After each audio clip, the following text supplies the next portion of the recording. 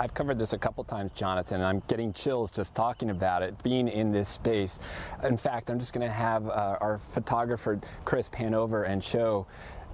And I'm going to be quiet for a minute here because it's just remarkable. The chirping birds, the beautiful day that after all that rain we've had, and I'm speaking quietly out of respect, but you can see over there in the distance a group of soldiers who have wrapped up after a few hours of work here that started at 1 o'clock today.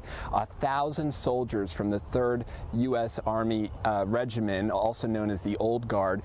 Year after year they come out here and put out, this year, more than 230,000 flags for each of these headstones.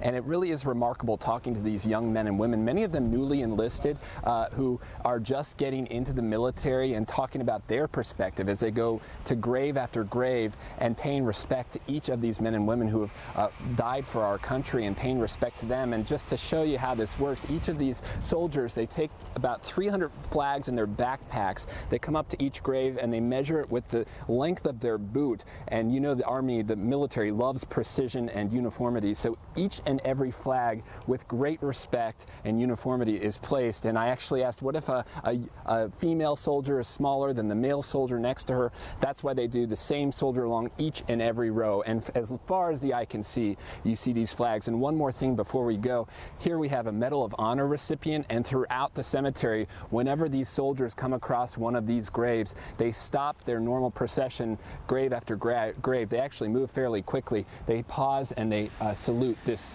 grave. We watched him do it just a short time ago. So a really remarkable scene, a beautiful day, and a poignant event. We'll have details on it coming up at 5 o'clock here on ABC 7 News. You can also go to our Facebook page, ABC 7's Facebook page.